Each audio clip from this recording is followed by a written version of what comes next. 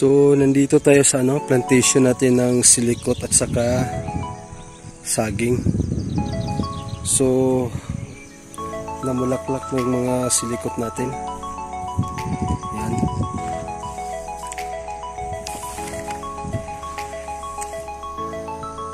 Yan sila. So nasa gitna sila ng sagingan. Actually yung iba talaga namunga na siya. So ito na yung bunga niya. Yan. So ito yung siling panigang. Yan, yung iba namulaklak na siya. So hindi siya sabay-sabay talaga na namunga ngayon.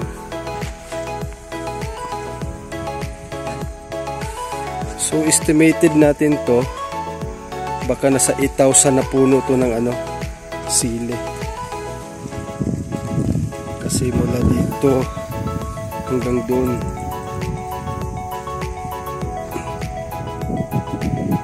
sumula doon sa dulo hanggang doon sa dulo rin. Yan. Yan yung masili natin na sa gitna ng banana plantation natin.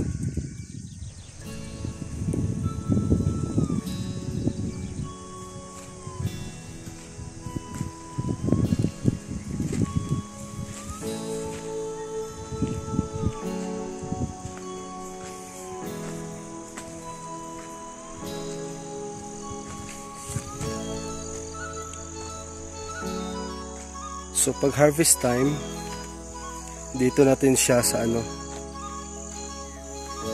dito natin dadalhin lahat ng produkto. Diyan. Para madali lahat ng proseso.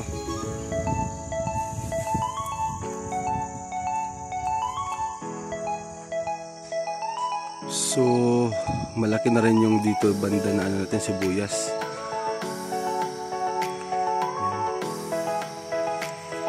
So kailangan pa lang ito ng mga i-maintain ng nito, fertilizer at saka pesticide.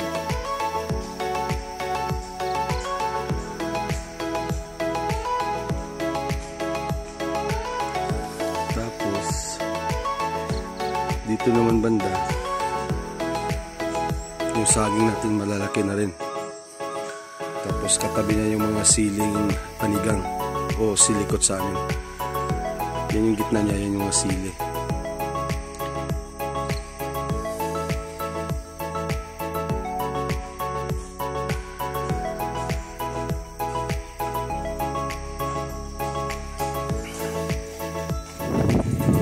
So dito naman sa katabi ng silikot at saka ng saging, dito yung natin, sibuyas. So ngayon napapashower tayo. Parang nagdidilig talaga, umiikot yung tubig na yan. Tapos pag tamang basa na siya dito, ililipat natin siya doon sa may ito yung lugar na naman para lahat mabasa. So kadalasan umaabot ng at least 6 na oras yung isang area pa lang ng So yung ganyang area na saklaw ng shower na umaabot yan ng 6 na oras bago mo i-transfer.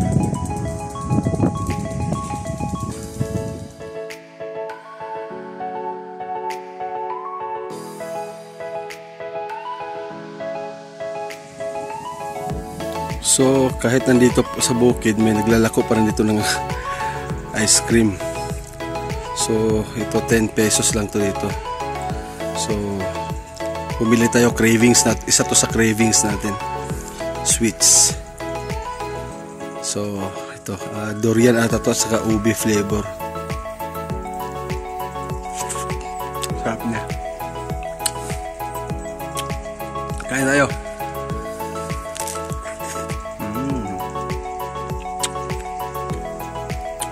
Sarap. Lamig.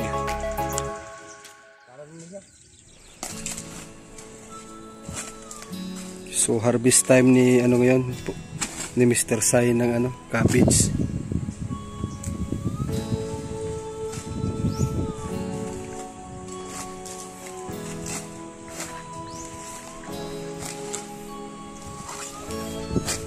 Ay, hadin na siya tangan ng ugwan.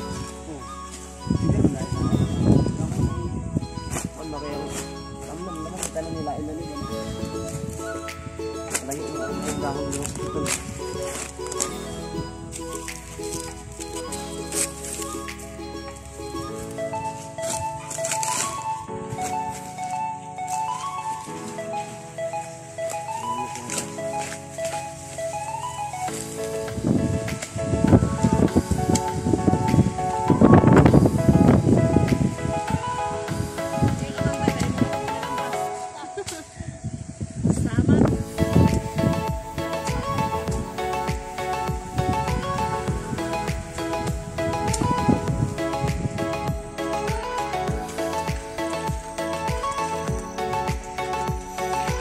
So kukuha tayo ng binhi ng sibuyas ngayon.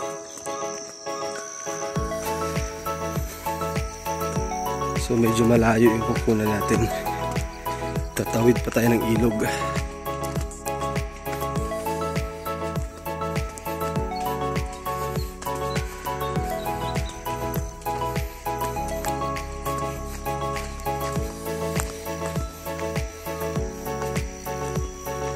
So ito yung ilog.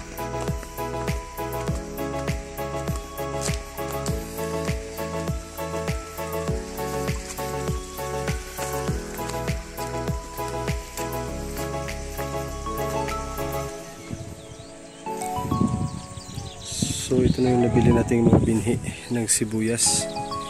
Kasi agawan na ngayon dito ng binhi. So buti nakakuha tayo ng mga siguro nasa 100 kilo to na binhi.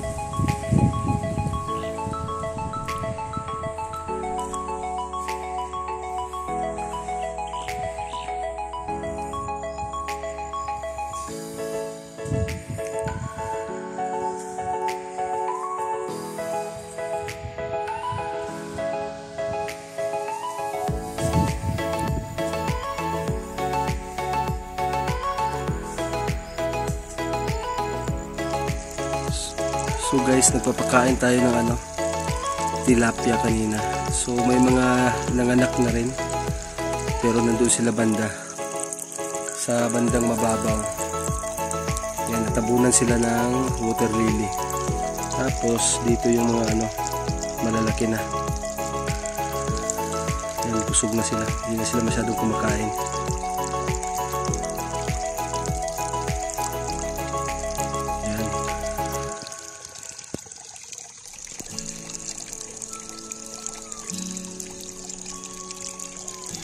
So yung iba doon, parang may mga malapit na rin mga anak doon banda.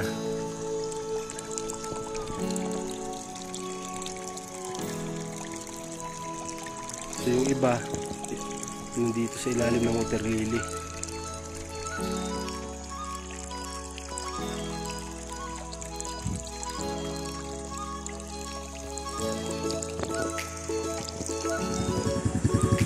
So hi guys, nandito tayo ngayon sa lugar ng mama ko.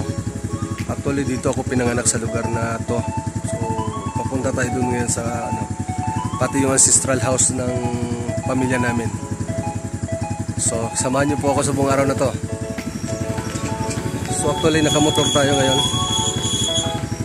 Papunta tayo doon sa ancestral house.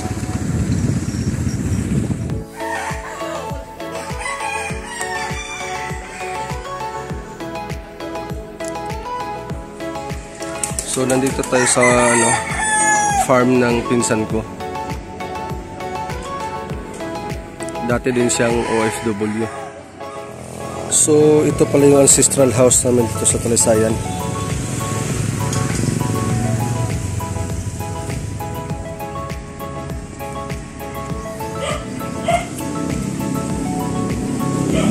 Maraming bulaklak dito yung tita ko. Yan.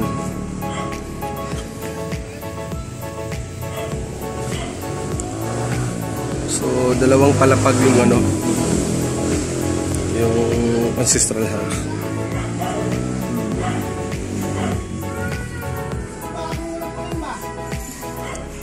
Ay, kung nagkulit ko ha, tawagin ras mo kung istorya na ko. Wala din mo sila ubanibong, alam na ko.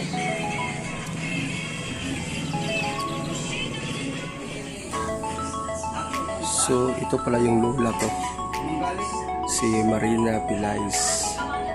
So ang angkan ng mga Pilais talaga. So dati si lola ay isang Miss Talisayan way back 1935-1936. Yan lola. So dito pala tayo sa ano, parang kilalang spot dito sa Talisayan.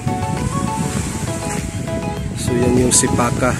So para siyang talagang island siya. Yung Sipaka Island. Tapos ang ganda ng weather ngayon.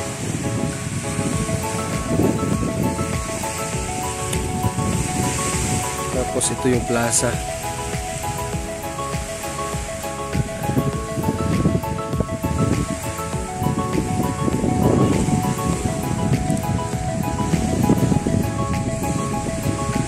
So actually, dito muna tayo, parelax muna tayo sandali. Ang init ng biyahe. So, yan. Ang sarap ng simoy ng hangin.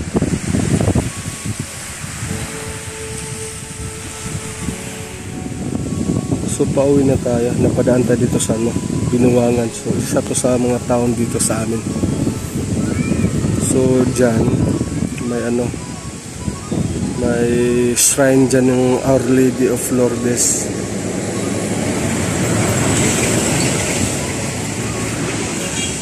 Tapos dyan sa ano, ilalim niyan banda, may ano dyan parang ano tawag ito, parang may bukal siya sa ilalim ng church na yan.